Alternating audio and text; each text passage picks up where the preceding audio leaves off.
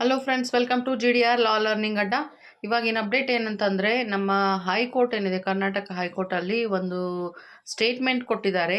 POCSO ಕೇಸಲ್ಲಿ DNA report ಏನಿರುತ್ತೆ, ಬರೀ ಒಂದೇ ಒಂದು ಬೇಸ್ ಇದ್ದರೆ, ಅದೊಂದ್ರ ಬೇಸ್ ಮೇಲೆ ನಾವು ಯಾವುದೇ ಕ್ರೈಮನ್ನು ಪ್ರೂವ್ ಮಾಡೋಕ್ಕಾಗಲ್ಲ. ಅದೊಂದ್ರ ಮೇಲೇ ನಿರ್ಧಾರಿತವಾಗಿಟ್ಕೊಂಡು ಅಕ್ಯೂಸ್ಡ್ಗೆ ಪನಿಷ್ಮೆಂಟ್ ಕೊಡಬಾರ್ದು ಅಂತ ಹೇಳಿ ನಮ್ಮ ಕರ್ನಾಟಕ ಹೈಕೋರ್ಟ್ ಹೇಳಿದೆ. ಒಂದು ಕೇಸಲ್ಲಿ ಇದೇ ರೀತಿ ಆಗಿತ್ತು.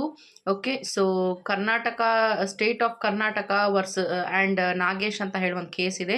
ಅದರಲ್ಲಾಗಿದ್ದು ಕರ್ನಾಟಕ ಹೈಕೋರ್ಟ್ ಇದರಲ್ಲಿ ಸ್ಟೇಟ್ಮೆಂಟ್ ಕೊಟ್ಟಿದೆ. ಯಾಕಂದರೆ ಆ ಹುಡುಗಿ 17 ಇಯರ್ ಇರಬೇಕಾದ್ರೆ ಇನ್ಸಿಡೆಂಟಲ್ಲಿ ಅವನು ಅಕ್ಯೂಸ್ಡ್ ಪ್ರಾಮಿಸ್ ಮಾಡ್ದ ಮದುವೆ ಆಗ್ತೀನಿ ಅಂತ ಹೇಳಿ ಅವಳ ಜೊತೆ ಎಲ್ಲ ಇಂಟರ್ಕೋರ್ಸ್ ಮಾಡಿಕೊಂಡು ಪ್ರೆಗ್ನೆನ್ಸಿ ಆಗಿ ಅವನು ಆಮೇಲೆ ಅವಳಿಗೆ ರೆಸ್ಪಾಂಡ್ ಮಾಡಿಲ್ಲ ಅಂತ ಹೇಳಿಬಿಟ್ಟು ಆ ಹುಡುಗಿ ಹೋಗಿ ಕಂಪ್ಲೇಂಟ್ ಮಾಡಿ ಕೇಸ್ ಆಗಿತ್ತು. ಸೊ ಕೇಸ್ ಆದಮೇಲೆ ಕೇಸಲ್ಲಿ ಎನ್ಕ್ವೈರಿ ನಡೆದಾಗ ಎವಿಡೆನ್ಸ್ ಟೈಮಲ್ಲಿ ಆ ಹುಡುಗಿ ಸ್ವತಃ ತಾನಾಗಿಯೇ ಅವನ ಜೊತೆ ನನಗೆ ಇಂಟರ್ಕೋರ್ಸ್ ಆಗೇ ಇಲ್ಲ ಅಂತ ಹೇಳಿದ್ದಾಳೆ.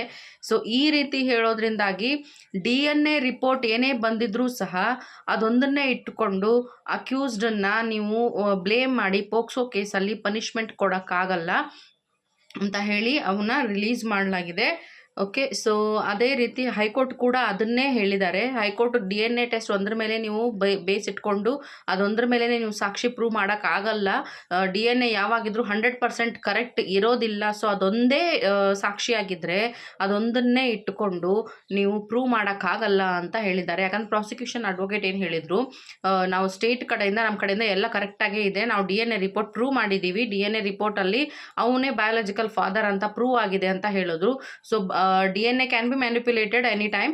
ಸೊ ಆ ರೀತಿ ಇರೋದ್ರಿಂದಾಗಿ ಅವ್ರೇನು ಹೇಳಿದ್ದಾರೆ ಹೈಕೋರ್ಟ್ ಅವರು, DNA ರಿಪೋರ್ಟ್ ಒಂದೇ ಇದ್ದು ಬೇರೆ ಯಾವುದೇ ಸರ್ಕಮ್ಸ್ಟಾನ್ಷಿಯಲ್ ಎವಿಡೆನ್ಸ್ ಇರಲಿಲ್ಲ ಅಂದರೆ, ಬೇರೆ ಯಾವುದೇ ರೀತಿ ಎವಿಡೆನ್ಸ್ ಇರಲಿಲ್ಲ, ಅಥವಾ ವಿಟ್ನೆಸ್ ಕೂಡ ವಿಕ್ಟಿಮ್ ಕೂಡ ಅವನ ಅಗೇನ್ಸ್ಟ್ ಆಗಿ ಏನಾದರೂ ಸ್ಟೇಟ್ಮೆಂಟ್ ಕೊಟ್ಟಿಲ್ಲ ಅಂತ ಅಂದರೆ ಆವಾಗ ಏನಾಗುತ್ತೆ, ಆವಾಗ ಕೇಸಲ್ಲಿ ಅವನಿಗೆ ಬಿಡುಗಡೆ ಆಗುತ್ತೆ. ಅದೇ ರೀತಿ ಪೋಕ್ಸೋ ಕೇಸಲ್ಲಿ ಇವಾಗ DNA ರಿಪೋರ್ಟ್ ಒಂದ್ರ ಬೇಸ್ ಇಟ್ಕೊಂಡು ನೀವು ಅವನ್ನ ಪನಿಷ್ಮೆಂಟ್ಗೆ ಒಳಪಡಿಸೋಕ್ಕಾಗಲ್ಲ ಅಂತ ಕರ್ನಾಟಕ ಹೈಕೋರ್ಟ್ ಒಂದು ಸ್ಟೇಟ್ಮೆಂಟ್ ಪಾಸ್ ಮಾಡಿದ್ದಾರೆ.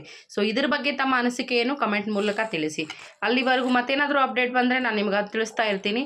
Have a nice day guys, bye.